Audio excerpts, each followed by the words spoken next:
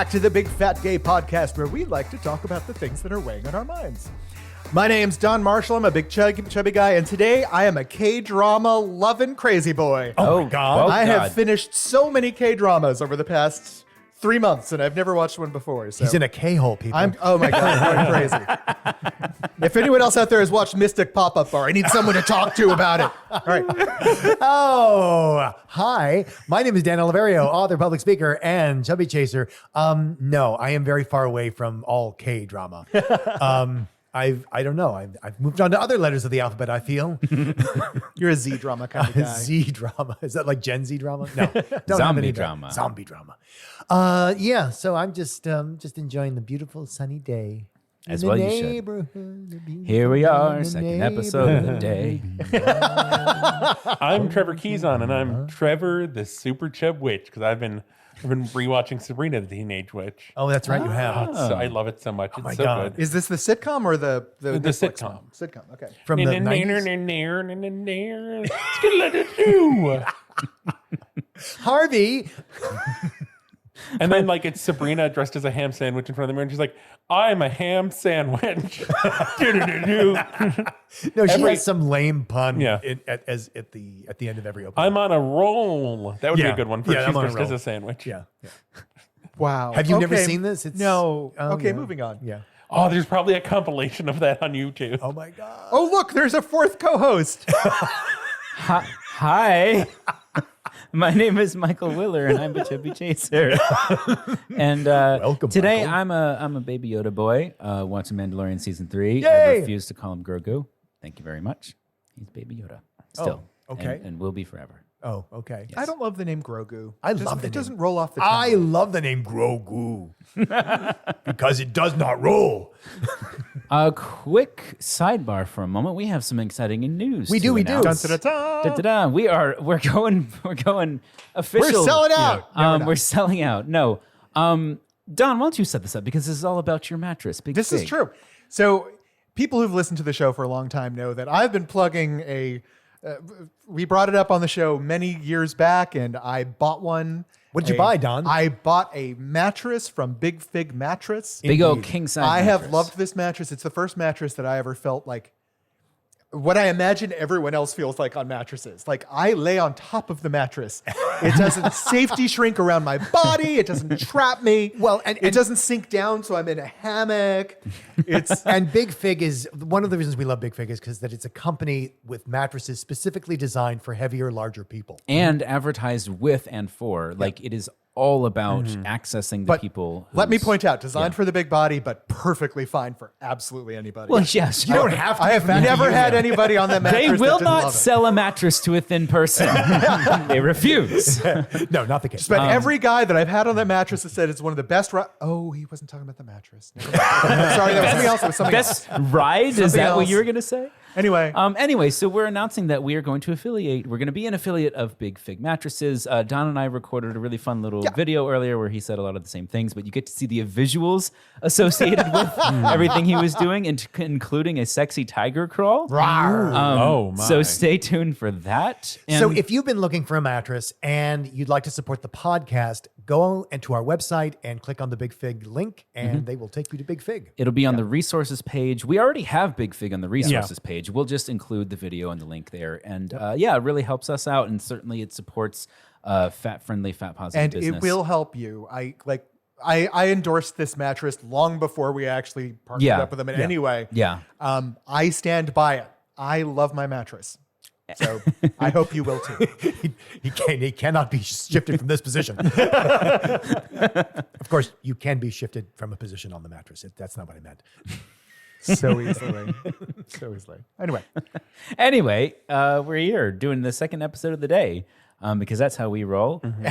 You can actually tell by which episode we're on by the amount of gingling that goes on in the background.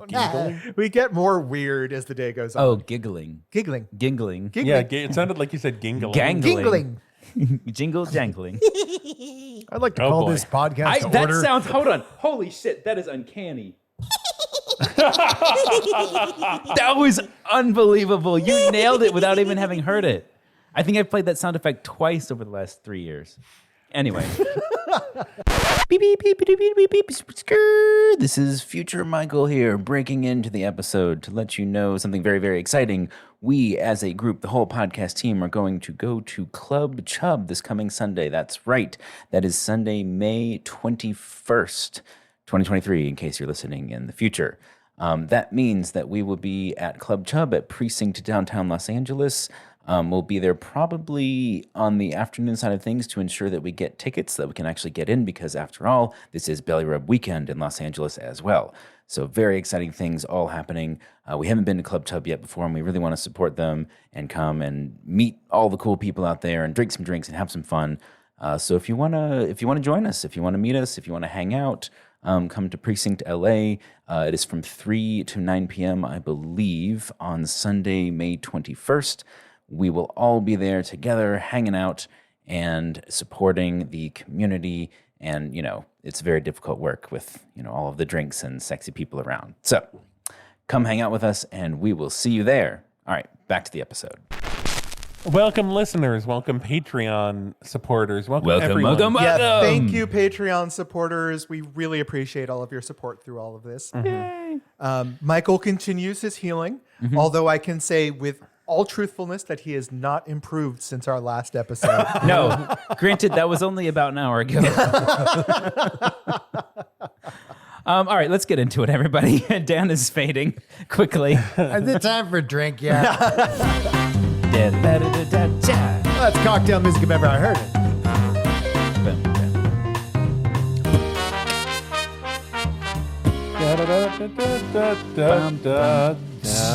Take off my hat.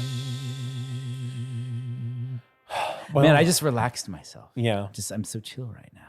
What have we got? Well, I We've think got you better get get pumped. Yeah, get get- angry. get unchill. We have a horrible story coming in. Well, it's not. It starts off horrible. A title in Your Tango.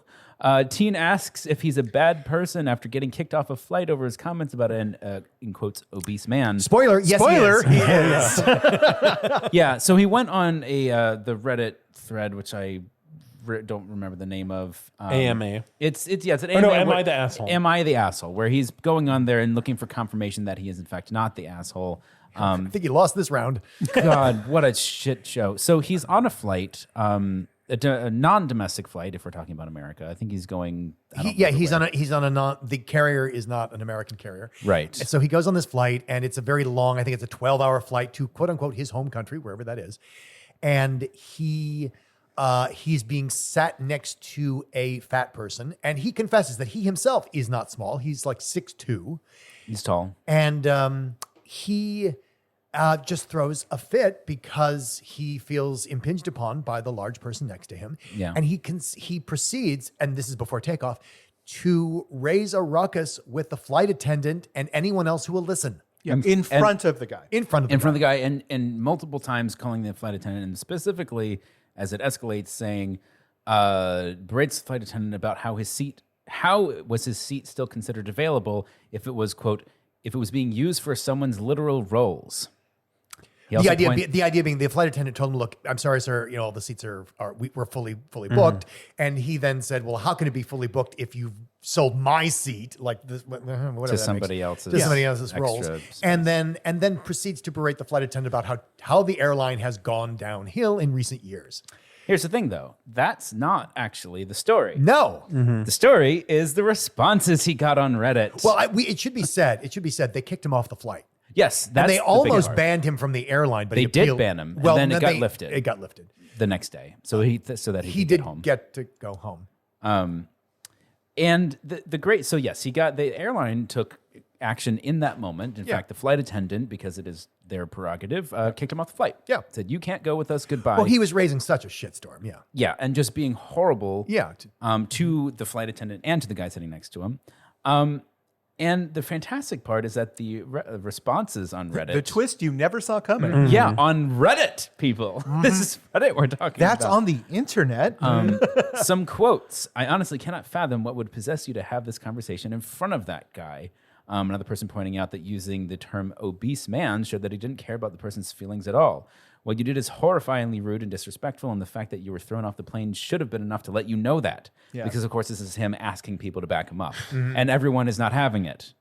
I mean, I find often what happens with like if you have to ask yourself if the asshole, not even ask yourself, if you're like, I need to ask Reddit if I'm being an asshole. Yeah. More often than not, these people are the assholes. Yeah. And I don't know. I'm just glad that this is like, I feel like a rare occasion where people were nice to fat people on Reddit. I'll be honest, I wouldn't expect it. No. Like even now, it surprises me and it makes me very happy. I wonder how many of these people are from Gen Z. Well, actually, I don't know. I was going to say, is this relevant that this person is 18? The kid who did it himself. And now there's something else here that I find, and again, this is where it all comes from, right? So the guy says, I know they think I'm a bad person for this, but on the other hand, I'm having to pay for the and this is it. I'm having to pay for the lack of discipline of another person, as well as this shitty airline's booking system. Yeah, that's a part that having not read the full Reddit post, we're reading the article sort of summarizing everything. I don't know if anyone tackled that aspect of things. Well, it's just lack the of point, discipline part? The whole lack of discipline, that shows you Yeah. what it is. Like it's his fault. It's a character flaw. It's the whole argument that being fat is a character flaw. Yeah. Whereas, If you just didn't visit the Cinnabon before you got on the flight, we'd be comfortable together. yeah, but it's like I said, it's a moral issue. It is always a moral issue. Even when you think it's a health issue, no, that's actually a moral issue. Yeah. I mean, it's fantastic that people weren't taking his shit, though. I love it. Like, that's... It also sounds like people on the plane were not being kind to him in the moment, no. Yeah. which I very much enjoy. Yeah.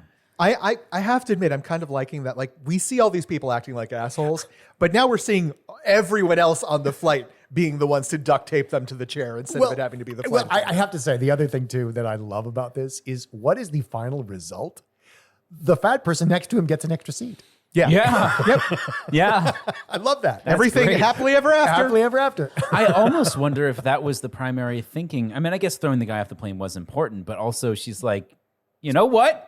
I'm giving him extra space. Yeah. Well, and think about this. That flight attendant is going to be locked in a tiny tube with this kid for 12 Oh, God. hours. Yeah. You're getting Yeah. off the plane now, buddy. Yep. Yeah. Oh, totally. Yeah. And I've told the story on the show before, so I won't go into it again. But that flight I took to Kansas City where I was so uncomfortable next to someone who's being shitty, the woman who was 2 seats back, who had an empty seat next to her and came up to me and said, "Sweetie, you come sit by me." Right? I will remember that woman for the rest of my life. It's so important. Be that person. Yeah. You know? Yeah. I've been waiting for an opportunity, and I fly pretty frequently, and I've been waiting for an opportunity to pull some shenanigans on a flight with somebody being, anti-fat. And it hasn't happened yet. I haven't had the Well, opportunity good. yet. Good. Which Yeah. is good. Yeah. Which is good. Although I tend to fly Southwest these days. So they avoid that before So it yeah, happens. and most of the very fat people I see on Southwest are aware of the policy of getting an extra seat, and so that's I'm shocked at the number of people I see I mean, not quite walk of shame, but in the main cattle call of like everyone else, like, oh man, this is not going to be, you're in for a rough flight. Like, don't that they understand. didn't get the free Yeah. seat. You mean because they and- didn't ask for it. and wanting to like, I don't know, almost like, I wish I could say something. Like, Well, because they don't identify as fat, and so Yeah. it's not their problem.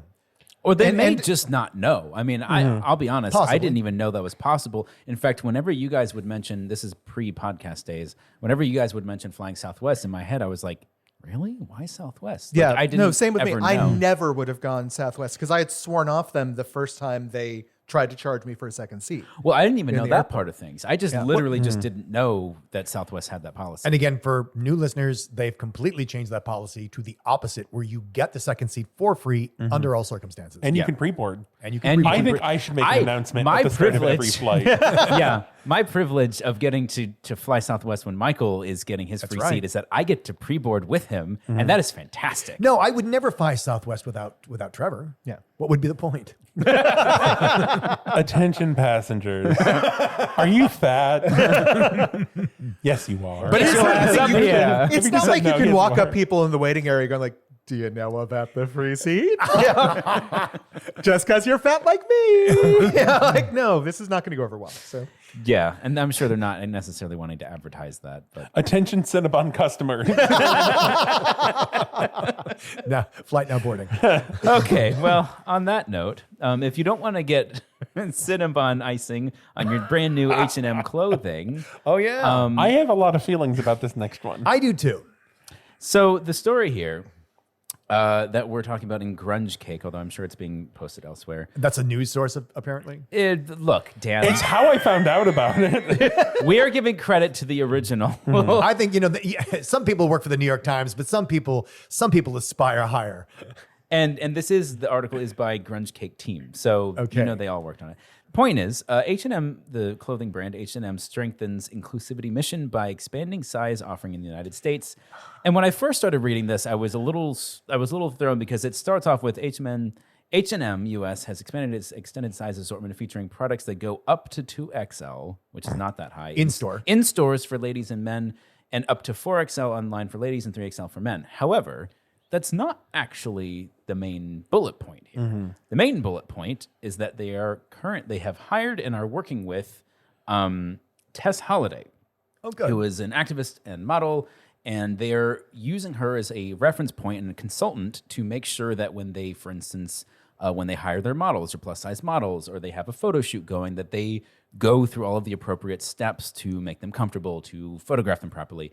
And in designing the clothing, the plus size brand that they are launching called Curvy Jeans, I think it is. curvy jeans. Yeah, Curvy Jeans. That it's not just larger, but that it's actually designed to shape to different body sizes and body Which types. we have talked about on the show so Yeah. many times. If you just take skinny jeans and you make them in a larger size, it does not work. So No. I really, really like this. I like that they're taking these steps. They didn't have to take these steps. On the other hand, maybe they had to take these steps because more and more, you can only ignore fat people for so long until you start losing money because nobody can buy your product. yeah. And at what point do you decide that you'll actually sell them something that people can use? I mean, also what a think- drastic step. I'm also wondering because I've noticed because last episode we did an episode where we were talking about prom clothing and a program of exchange where larger people had access to larger prom clothing because of lack of access. With Gen Z being such sort of an aware generation, and I think that they have a more of a tendency to be quiet activism than any of our prior generations were. I could see them going like, oh, let's go shopping. Oh, my friend can't buy stuff at this store. Let's go to the store where we can all buy things, right? Whereas my generation and the millennial generation might not have done that. So I'm curious if that's going to cause more changes as things go on. I'm curious if, in regards to that, if H&M will try to be more sustainable because they are one of the most notorious fast fashion companies.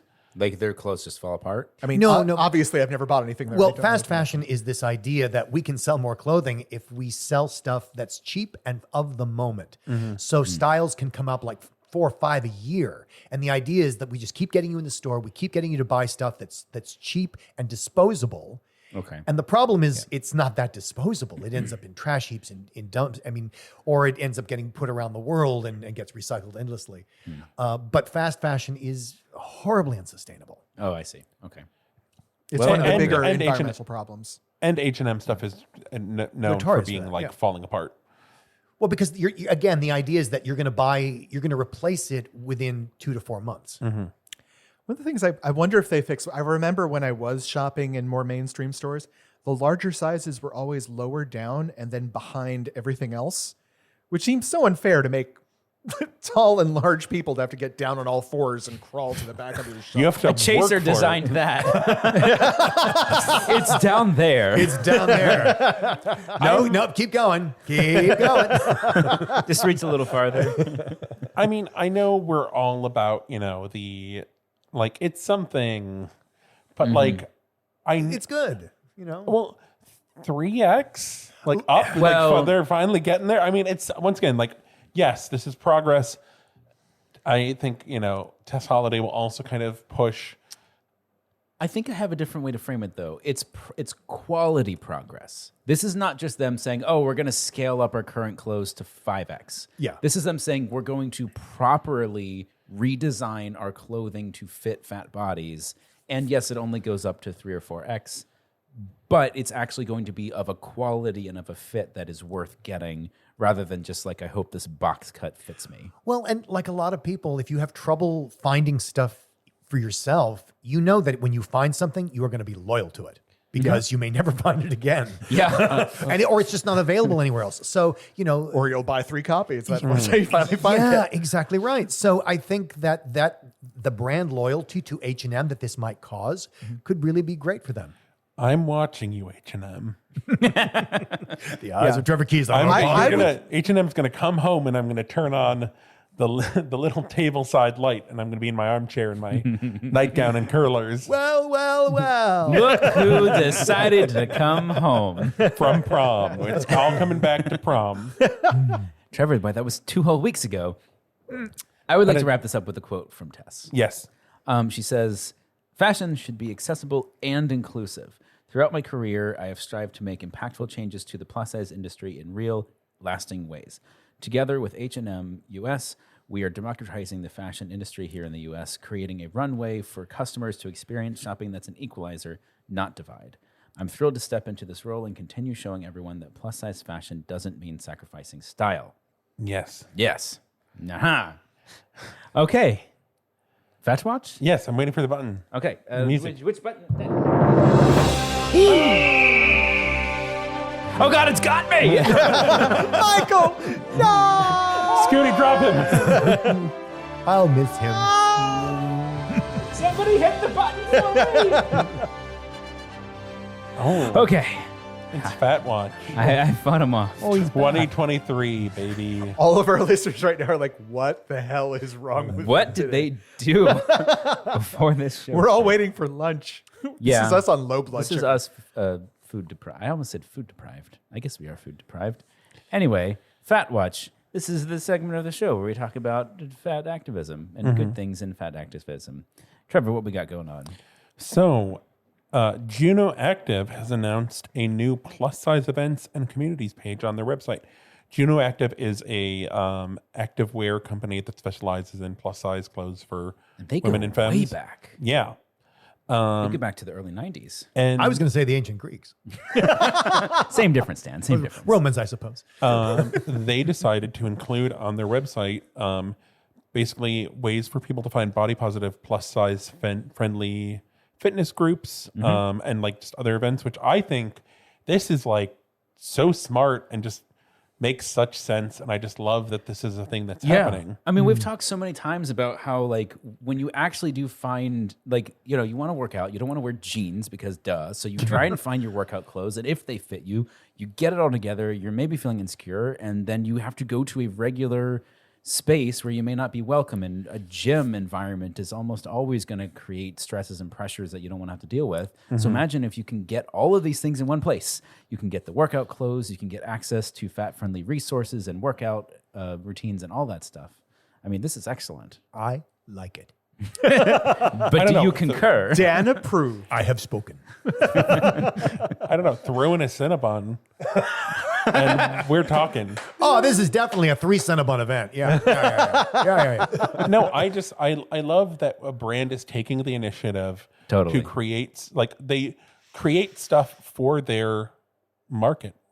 Anyway, I don't know. Thank you, Juno Active. And I feel like Yeah, totally. I would love to see, I can't think of any like brands that are geared towards workout gear for fat men.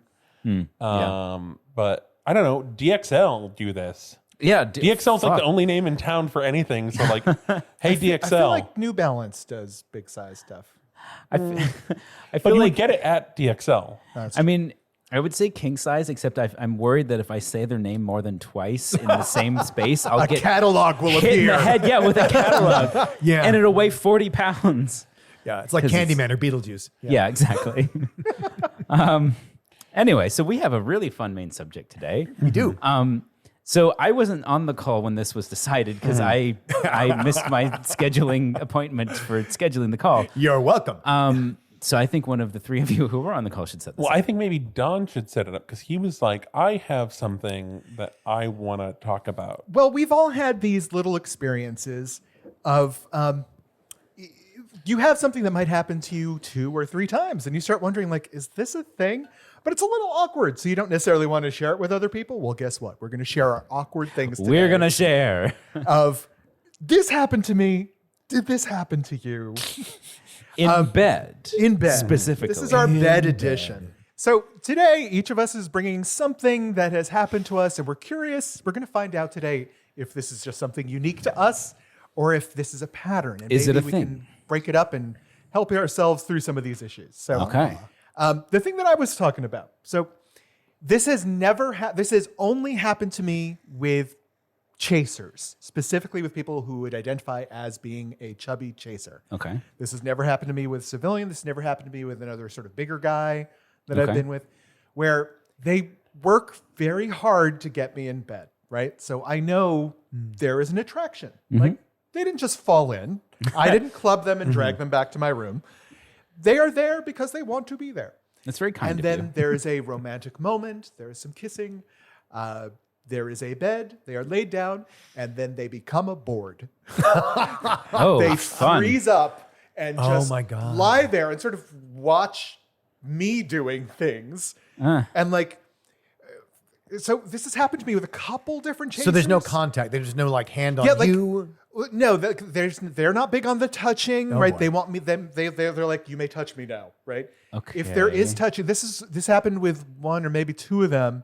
Like, there's a nipple. I'm going to reach out and they're going to touch just my nipple. Oh, wow. No other part of the man boob. It's like they're afraid to touch, and they just touch that and they tweak it, and then they stop touching, and then they wait for you to touch. And this has happened more than once. Oh, This yeah. has happened. I mean, we're talking over a lifetime, right? Yeah. But it has never happened with a non-chaser. No. And I think I might have a differential diagnosis for you here. Okay. If that's what you're looking for. Yeah. Yeah. let's- But this is something that has happened enough with chasers where just before you get into the diagnosis part of things, is there like a facial expression involved? it's usually kind of it's not a blank face, but it's sort of like it's like almost a nervous face sometimes, or a like.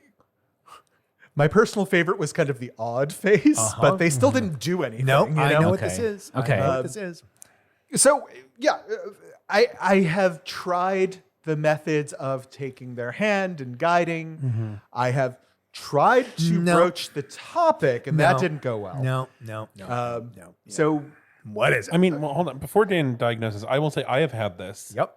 And different degrees. And also, I hit once at a time where I was with someone, I was kind of on top of them, and I adjusted. I was like kind of like adjusting myself, but I kind of ended up like thrusting my belly forward in a way to where they climaxed, but like in such a calm, like quiet, non-reactive way. And I had to be like, "Oh, did you just come?" And they were like, "Yeah." And all he did was change positions. I've had something similar to that happen. put these together. What do we get? Yeah, no, there is. So it's just purely sexual intimidation, or I mean, it's more than that. It is. Shock. No, it is a level of excitement that if you're not, I think Michael and I can relate. There is a level of excitement if it's early in your sexual experience, and I should say, if you're a chaser and it's early in your sexual experience with a fat guy. yeah, it could be Yeah. any age. Yeah. Right. Like, so like you could be 33, but you know, this is your second fat guy. And I was much older than I should have been when I had these like, yeah. Just sampling that No, sound. it is basically shock and awe. It Well, is shock and awe that renders them, from your point of view, useless. Well, it's an unfortunate manifestation because it doesn't leave you feeling appreciated. No, and they can't. And- they're literally just shock and awe. Yeah. Like a bomb just went off and they can't function. And it's weirds me out because they always ask for another date. Yep, and they can't figure out why. Yeah, and I'm like, I really was under the impression that like you did not have fun. No, it is. They are just so absolutely gobsmacked that they cannot function. And it, I remember, was it you, Trevor?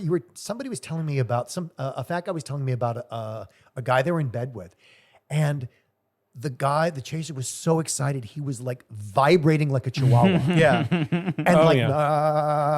it was that intense an experience. I mean, I had that where like I thought the guy was like having a seizure or something, where because it was like just, like he was convulsing, and I literally thought he was having a seizure, and I was in college, and I was like, I'm gonna have to have this like grown ass businessman wheeled out of my Yeah, again, not some 16-year-old. What I've done recently, and this did not work for me, right? I did not like this, was talking very like, okay, like you can say stop whenever you want. Oh, yeah. Right? Yeah, you Okay? said you had to take Like, care of them. Trying to make them feel safe because I feel like they feel like they're in danger.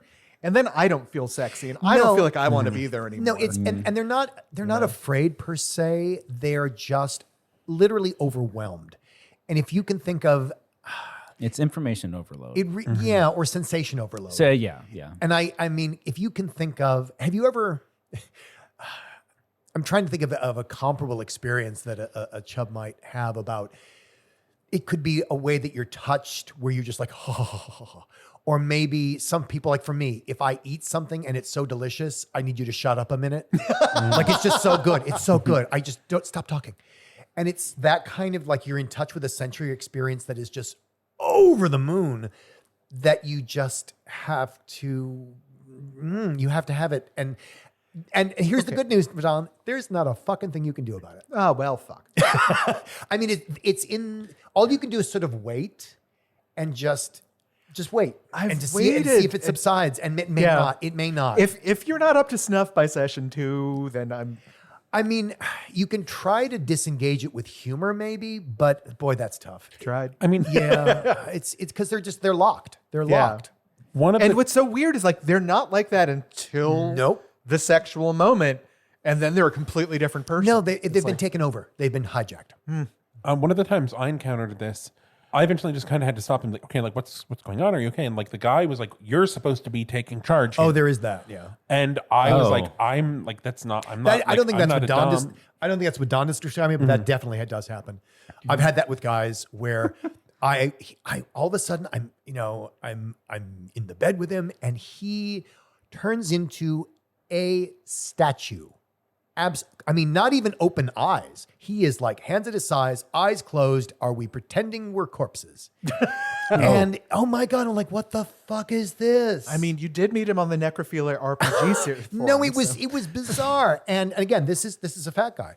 And it wasn't shock and awe. It was not that. What it was, oh, I expected you to have your way with me. It was a dom sub kind of thing. Oh, all right. He wanted to be used and possessed like an object. I've experienced that, and it weirded me out because, again, like what you're talking about, they didn't warn me in advance that that's what they were expecting, No. which led to just sort of an unpleasant night for everyone involved. Yeah, you can't just You can't spring spring on that. somebody. Especially when, well, and the idea is like, you think this is what they're all like? Like they don't think to inform you Yeah. out of the expect. This is your baseline. Like this is your baseline. This is Yeah. how it always happens. Like what the fuck? It's weird. yeah. Yeah. I've had instances on both sides where the other person would sort of go very, very passive, but not to that extreme. And I've had moments where I was like in that sort of sense of sensory overwhelm, but not to the point that I was paralyzed or stopped. No, but I think you've told me Working. stories of where the overwhelm either got For you in me- your head or something like that. Well, it lasted like 2 weeks. It was the bomb went off, but I was able to function. But in my head, I was just like, what is happening right now? And it lasted for 2 weeks. And so it was not so much that I got paralyzed by it. It was just like I was like in this floaty headspace of like, I don't even know which way is up right now. Is there anything that would have helped you get out of your chaser freeze? Well, I didn't freeze. I was going to say, were you frozen? Yeah, No, okay. I wasn't frozen. It didn't stop me from doing anything. It was just it was like being high, and you just have to ride the high until you come down from it. And so you can, using that analogy, you can see how somebody could be so high that they're not functional. Yeah.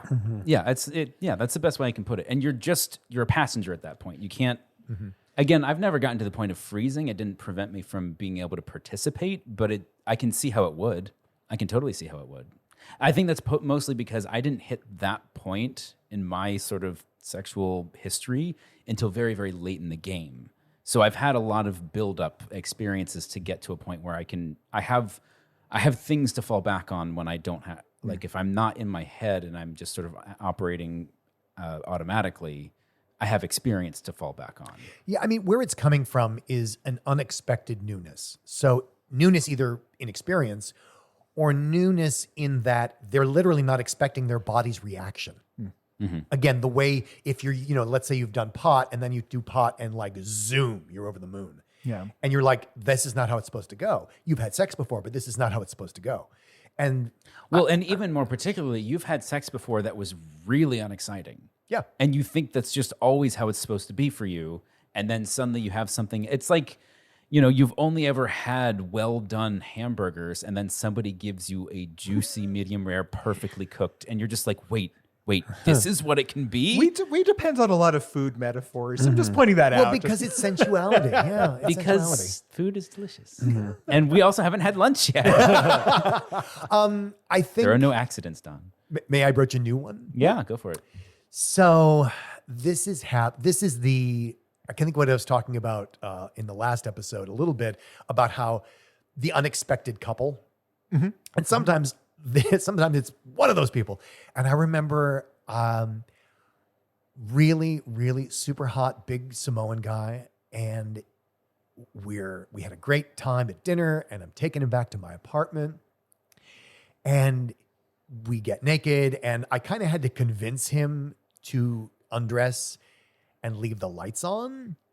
And I'm like, no, that's a deal breaker. If I'm not going to do this in the dark in blackness. I want to be able to see you. Yeah. So I get him past that hurdle. And at one point, and I just have a small light on, and he's gorgeous. And I said, wow, you have a beautiful body. And he's like, dude, you need therapy. Yeah. Oh, boy. Just that flat.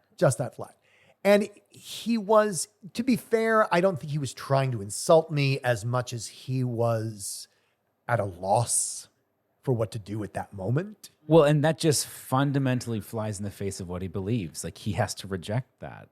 Like he doesn't believe what you said to him. Well, in the same way that I had to say, like, no, we're going to do this with some light. I'm not going to do this in the black, just feeling my way. It's also being smacked in the face with a compliment when you're at your most vulnerable. Yep.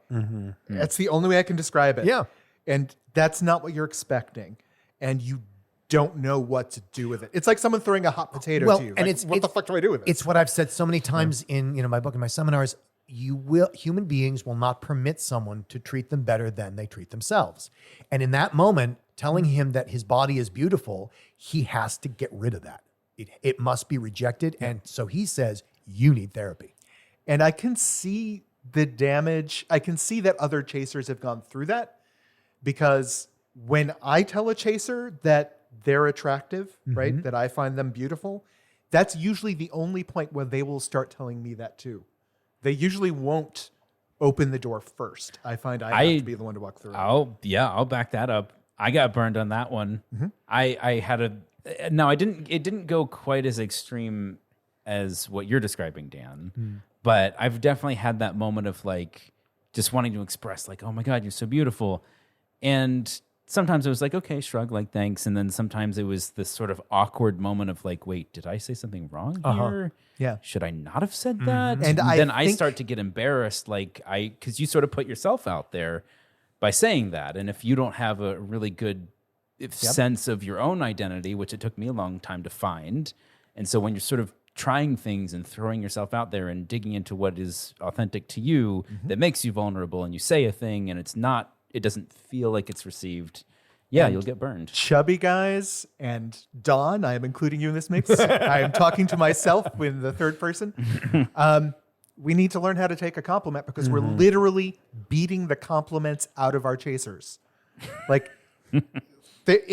what you're hearing here, this is someone who's afraid to express their attraction to someone they're with, that they both know they're attracted to each other. This should not be a shocker, but it's difficult to say because you've been punished for doing it, right? We need to stop doing that. And I'd like to point out for the people who are like, yeah, but chasers are, sick creatures who compliment terrible things. you know, we're not saying like, wow, I love how your folds sag. We're saying like, you are beautiful. Yeah. We're saying you are gorgeous. We're saying things like, oh my God, your body is amazing. And I'm going to push chasers a step farther for this one. Like, don't limit it to the bedroom. You know what? Yeah. Like, tell the Sure, people yeah. you find they're attractive that they're attractive. It can be platonic. It doesn't You have know- to be, like, expand it. And chubby guys, use this as your practice to accept the fucking compliment. Because if you can take it in front of a group, it'll mean so much more when they are 2 inches in front of your face, looking into your eyes and saying it sincerely. So I want to pick up on that because there is this, and tell me if I'm wrong, because my favorite way to have a romantic evening with a guy is to have a romantic evening where it usually starts with dinner or lunch or something, and then it goes into the bedroom. It is not. I don't like knock knock knock. Okay, here's the bedroom. Yeah. Like I don't. that's I can cold. I can do it. I can do it. Well, I don't have a problem with it, except I don't prefer it. Yeah. I'd like to have a little bit of. All right, but apropos of what you were saying, Don, I think there can be for chasers and for chubs. I can think of a chaser like this and a chub like this, where there is this massive barrier between that thing we do socially and in public and the bedroom experience. Like, you know, when you watch romantic movies and the couple is at the restaurant, and even if it's the first date, you see that there's a chemistry between them and they're maybe smiling and maybe there's a hand touch or an arm touch. Or there's like, and I'm just aware sometimes that with chub chaser relations, it can be like, oh, we're having a math class and now we're going to go to an orgy. Like it's such Yeah. a division of mood. Yeah. Where, you know, and I'm conscious of that. And so I might say to a guy on a date, like just offhandedly, like, I don't know, we're talking about something, and then I'll talk about, I don't know, I tell a story, and it's like, you know, a really beautiful, you know, I saw this really beautiful guy across the room, you know, and I say like, you know, a really beautiful guy like you, or, you know, meaning him as an example of Yeah. a beautiful guy, just, you know, drop it in, and they look, and it's like a bomb went off. They're like, what? Because they thought, I thought we were in a math class. Yep. No, it's because we've had no practice. Yeah, Right? and just trying to integrate into conversation and the touch if that's appropriate. Yeah. Well, and also that sort of compliment becomes relegated to someone who's trying to get you into the bedroom. It's no longer just a compliment that I get from a friend or somebody, because I don't get that from my casual acquaintance Right, chasers, right. right? The chasers try to kind of like, no, we're platonic, we're friends, right? And they try and stay, so they try to kind of reserve their compliments on the physical, because that tends to be associated with making a pass, right? Yeah, but I also wonder, like, what Michael. I don't experience it like you described, Michael. The idea of like a compliment is me putting myself out there. I don't experience it that way. I was thinking about that, and I don't. Let me give one quick example. So at Dan's birthday party, he had a friend there that I'd never met before, female, right? And I thought she was not only a hot shit, but I thought her hair was fantastic, right? And I complimented her physical appearance, and she was able to take that compliment with grace and enthusiasm, and it opened the door. Yeah, right? no, she is a gorgeous fat woman. Yeah. But there was another person there who was a slightly larger guy. I complimented his shirt, I think, or something, and I got the freeze up from him because I think he maybe thought I was trying to make like maybe he thought I was trying to be inappropriate or something. I don't think know. it's just how people react to compliments sometimes. Yeah, I mean, it's what Dan said. It's like you can't let somebody treat you better than you treat yourself, and in that particular area, compliments can be. Like I was just giving this example. I'm a lot better about compliments now, but it used to be that if somebody, for instance, said to me, "Oh, you look great. You look like you've lost weight," to me, what I would hear is, "Fat people are disgusting, and I'm so glad you're not one of them." That's what I hear. Yeah. And so it's taken me, like, I have to actively filter out that way of hearing a compliment like that. And I think a lot of compliments occur to me like that, where why would I have a relationship to compliments that is anything casual when for me it's like such a serious interaction? And again, I've moved beyond that now, but certainly historically that's been the case. But you know what it's like to have your feet stuck in that place where any compliment feels like someone stepping over a line. Yeah. You got something, Trevor? How you doing, Trevor? I don't know. I had a couple things, and I guess I have two that I feel like are connected. There was a guy, and we were making out, and he kept kind of stopping, and he was going blah, What? and like making a face. And there was finally a point I'm like, What? is something wrong? You have a No, I'm Tourette's? fine. Blah. What is? Yeah, is and he it just a kept tick? going. It wasn't really like a tick because I feel like I would have picked up on kind of. I feel like there's a rhythm to that where this is just kind of like a terrible, like this, like that. It What the was like hell? a terrible, like that. It was a terrible, like I was that. It occurred to me like I am terrible at kissing, and he is just like trying to power through this, but he cannot. That's how. And It, eventually, and he was like, "No, it's good. Like let's keep going." But then I finally just shut it down because I'm like, "This is just like I can't." what the hell? What? I had Did you the ever same discover thing. what it was? I had the same thing. I had a What? guy who meowed. Oh, What?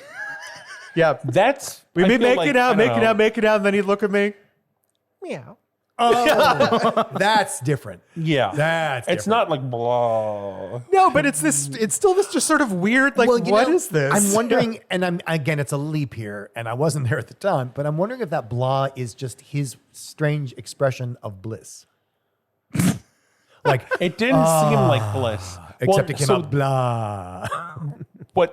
something else that I thought of connected to What the that. hell are you guys up to? I was like, is my breath bad? Is like my mouth gross? Am I bad at kissing? But so the flip side of that is there was one time I was with a guy and we were making out and the guy was a smoker. Ooh, And boy. like Been there. heavy smoker. And we were making out like full on like Frenching, like, and I kept gagging. Oh, I feel like if this is the person I think it is this the person? No. This is a different person. This was, Okay. and he noticed because it was like it was like strong gags, but I was trying to I'm like, this is kind of hot. listener advisory: Trevor has a very strong gag reflex. And then, when this was like before, my gag Before he reflex has trained gotten it. much better. This was like peak where like I couldn't swallow a pill. Yeah, Oh, okay. that's what I meant. And, yeah. Oh, I thought you meant well worked. we on. know what you Yeah, think he thanks. meant. No, that's like I'm thinking the best of him. like you'd have to take aspirin in liquid form. got it. Yeah. Got it. And it was really bad. And he like commented on, I'm like, no, it's fine. And I met him years later, and he's like, "Oh, remember when we were making out that one time and you kept gagging?" And I was like, "No, I don't." Even though and it was like, I felt so bad, but I just physically just was having this I reaction. would have too. Well, but I think that's a great example of why you need to say what it is, because otherwise they're going to make it something in their head, which is Yeah. probably Yeah. a whole lot worse than or it's at the best smoke. they won't. Yeah. They just nothing will be learned, and it'll just happen again. Well, to and it's such somebody else. a fixable thing. Like, I'm not gagging on the shape of your nose. I'm gagging on the smell of your cigarettes. I'm not lying.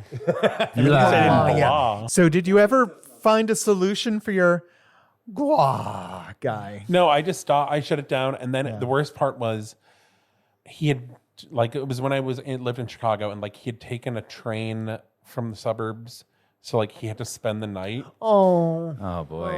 oh God. And it What was do the we- thing where I set an alarm and I knew what time the first train was, and I woke him up. It was 6 in the morning. Get I was out. like, okay, you can Get go take a out train now. now. So was it not possible for him to just not do that? I don't know. But I you don't- didn't investigate it, is my point. You need to investigate that. Oh well. Otherwise, that's you're going to it. have the guy stay College age overnight. Trevor. You have to call him a train at 6 a.m. It was so bad. Oh my God, Or it's a feed him nightmare. cat food? Blah. What? Meow. Oh, your guy. That's different. I That- think that that's is like different. a furry. Yeah, no, or not even. That is just somebody thinking they're being cute and sexy, and it's actually a huge turn off. I mean, or furry or cat boy. That's the whole thing. Yeah. And my advice, if anyone's looking for it, would be something like, that's not hot for me. I'm allergic to cats. That's it's not hot for me. It's not hot for me. If they say meow, you just go. Okay. I think we need to wrap this up with Michael. Okay, I have one, and it's cute and short and simple, and I probably could have thought of more, but I didn't. So, mine this was back in my, I don't want to say hookup days, but back in my non-monogamous days, a good decade ago, and there was this one guy that I actually really liked, and we had a really great time together, and we saw each other multiple times. I think it was a 6-month stretch of hanging out and having fun and getting sexy. And there was something that I noticed, though, and at the time I was not well developed enough to realize why. And there was a point where, we're in bed together and he's giving me head, and then he sort of just like slows down and like, I kind of like, what's happening? And then he's just like, his eyes are closed and he's like kind of out. And I'm like, what just happened? Is he asleep? Did this man just die? What do you mean? He's like sort of like zonked out. He Like his head's in your thighs? yeah, like next to, but not around. And then, Yeah. And then I kind of like shifted a little and he sort of like woke up and like kept going. And I was like, what the hell was that? I now understand that he had sleep apnea that was untreated. Oh, wow. And like, Narcolepsy. the classic, basically develops into narcolepsy where you can't stay awake. I've had that experience as a young stupid chaser. A guy basically fell asleep on me, and I was insulted. Yeah. And it's like, no, he just didn't have any sleep, and that's how that went. Mm-hmm.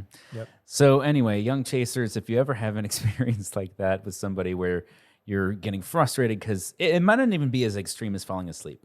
If it just feels like they're sleepy, unengaged, unenthusiastic, disinterested, and they seem to always be kind of lethargic or whatever, it's probably sleep apnea. If you've ever stayed over at their place and you find that they snore, but like then Or they stop breathing. Yeah, stop breathing. Well, because you have to really listen for it. Like it's not just the snoring. If they're snoring, that's your cue to listen closer. And if you notice that they snore and then it's just like nothing for 10, 20 seconds. It doesn't even have to be that long. Yeah. I'm going to have a suggestion on this one because we mentioned this on the call. I have a tendency where like the first 2 or 3 times someone sleeps over, I really don't want to wear the CPAP machine. Oh, that. I really Really? don't. It feels Why? really unsexy. Well, sure, but the One of the- chaser not being able to sleep is probably pretty unsexy. Believe me, it is so much worse if you don't wear it. Or so if much you worse. die, that's a lot. That's like, Yeah, dying bad. Yeah, so the suggestion I'm giving is if this has happened and you're staying over again, right? Just mention in passing as you're going to bed, like, oh, I think I'm going to get ready for bed. Do you use a CPAP or anything? No, okay, fine. Just mention it in But it passing would be so on. it's not awkward. But wouldn't it be on the bedside table? Not if they cleaned it up. Oh my God! Why know? would you do that? No. If you're self-conscious about it, If I you're could see someone self-conscious doing about it. it. my Absolutely. advice is if you're self-conscious about it, don't be self-conscious about it because, You might die. and I don't know, I think it is, if like the first time chaser might not know what it is, but at this point, I mean, CPAPs are like things on sitcoms now. Yeah. Where it's like, it is. It was in Spider-Man. I mean, granted, it was exaggerated and ridiculous, but it was in there. But I would maintain that the person who is cleaning up their CPAP machine, the person who is like, not going to, it's not about the chaser. I didn't say it was, Yeah, but yeah. I'm self-conscious about it. Well, what I mean is, the chaser you're not worried that the chaser is going to think badly of you because you're already thinking badly of like, oh my God, I have this machine. No, I just think I look ridiculous with the hat on. Like it's this whole headgear. I mean, you've seen them. That's a whole headgear thing wrapped up. Well, there are different styles and racing stripes and Yeah, but there's all no that. sexy CPAP hat. Do you have the flame decals done? Because I feel like you could really... I do. I put the LEDs on and everything. LEDs on a CPAP. That would be great for the person not wearing it. They're a lot of like landing lights. Yeah. How far down do they go? Exactly. So do we have a tip today? I don't know. My tip is wear your CPAP proud. Yeah, CPAP proud. CPAP pride. Dun. All right. We do have a bit today. Bit. So since today we were talking about, things that you don't talk about, that you don't bring up with your friends, and we're finally doing it, I thought maybe we'd cover a couple of those sexual disorders that you just don't bring up with people. Oh my. And Sexual so disorders. each of these are questions about various common sexual disorders, some of which I've never heard of. All right. So PGAD, P-G-A-D, sounds like the worst possible sexual disorder you could ever kind of actually want to have. PGAD. They march on the gay pride parade. Yeah, PGAD, absolutely. However, here's the question. What is PGAD? PGAD. 1, pelvic gynophilic atypical disorder. Oh dear. Okay. 2, penile gigantism attraction disorder. 3, penetrative growth abundance disorder, or 4, persistent genital arousal disorder. I'm gonna say 4. I'd Persistent I'd general. like to hope it's 4. What was Man, it must be the tough first to one operate again? without- The first one was pelvic gynophilic atypical disorder. I don't even know what that means. Gynophilic. I want to say the first one because that sounds like a thing. Okay. Okay. Well, the correct answer is, in fact, persistent genital arousal disorder. Yay! Oh, no. So, persistent genital arousal disorder usually affects women. What that means is that basically you could have an orgasm at any given moment with any sort of stimulation. How is this different boy. from the chaser you described So- earlier? Yeah, seriously. But like wearing the wrong kind of pants, like certain types of chafing can just make you keep coming throughout the day. Bending over to get things can make you come. See, I knew that was a thing, but that's what I guess I thought the first one was because, You just got the name wrong. yeah. Yeah. Do you get half credit? Just fun with acronyms. Half credit? Okay. Yeah. Okay. Yes, there are in fact sexual disorders that are also sleep disorders. Just to shake things up though, there are also a couple kinks that deal with sleep. So, what is sexsomnia, and is it a disorder or is it a kink? Okay. 1. Sexsomnia is a disorder involving actively having sexual intercourse or masturbating while still asleep. Okay. 2. Sexsomnia is a kink for having intercourse with sleeping people. 3. Sexsomnia is a kink for having someone have sexual intercourse with you while you're asleep. Or 4. Sexsomnia is a disorder where one has the inability to achieve sexual excitement while awake. I'm going to say 1. A disorder involving actively having sexual intercourse or masturbating while asleep. Yeah, I'll say 1. I think 1 I mean, it's odd because, well, usually kink has Greek names, unless this is like the common name. But yeah, 1. 1 is a disorder. Yeah, I think, yeah. Because Okay. there's a lot of stuff you can get done while you're asleep. All right. Sexsomnia is, in fact, a disorder that involves having sex or masturbating while asleep. It's sort of like, what was it? There was a sleep medication that was causing people to sleep eat. Oh, yeah. Wander over to the refrigerator and just eat everything in there. And online apparently, shop. some of them make you sleep fuck. So Wow. enjoy. Okay. More of that, tell your partner to enjoy. You won't be aware of it. Well, if you're masturbating, you're just going to wake up with sticky sheets and have no idea why. Yeah, right. dry It sheets. could be taffy. All right. Final question about sexual dysfunctions. Funny, tragic, or neither? What is retrograde ejaculation? I know. Oh, okay. So, Michael, what is retrograde ejaculation? Okay. Okay. 1. A period. Why is everyone looking at me? 1. A period connected to the planet Mercury during which genitals are said to have difficulty communicating with each other. 2. Coming so hard you shoot in your own face and get it in your eye.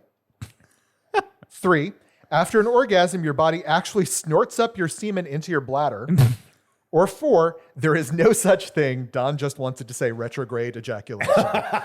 Well, I'm guessing it's not 4. Not anymore. I don't think it's 3. I hope. Because that is wild. I'm going to go with number 2. Number 2, which is coming so hard you shoot in your own face and get it in your eye. Yeah. But the correct answer is, Dan and Trevor, 3. Really? That is correct. It is a disorder where your body, you basically, when you come, the semen comes up and then goes down the wrong chute into your bladder. Yeah, it's stopped by the prostate usually. You're ejaculating backwards. You ejaculate into your bladder instead of out your penis. And the good, Ow. the plus side Okay, is that's not what I understood. I thought you meant you shoot completely and then it literally gets reabsorbed into your body. yeah, I was maybe a little, I was a That- little, That was a little deceptive. I was a little sneaky there. Imagine it's basically if you had a bottle and it had 2 ways out, and one of those ways is blocked, there's the normal way, it goes the other way. Yeah. Right. So apparently, though, the plus side for people suffering from this is it's not painful. And the only medical downside is that it's very difficult to have children. You have no ejaculate. Yeah, you don't shoot Got it. anything. Yeah. Okay. But otherwise, not dangerous, unless you intend to be a father. No, the bigger problem is prostate issues. So, Trevor, if people want to know more about retrograde ejaculation, where could they go to learn about that? Well, we're on Instagram and Twitter as what? At big. We broke Trevor. Big Fat Gay Cumcast. We're on Instagram and Twitter as @BigFatGayPod. We're on Facebook as the Big Fat Gay Podcast. 5 stars there, 5 stars everywhere. Leave us a review on Apple Podcasts. Yay. Support us on patreon.com/BigFatGayPod. Or see the articles we talked about at www.bigfatgaypod.com. Yay. Maybe you're a sperm. And it's time. It's happening. There's a You're light at the end going of the down the tunnel. channel. But there's 2 ways to go. And you're not sure which way you're going, so you turn left. But it's not. You're going back into the Going into the bladder. bladder. So So watch out. Wow, wow.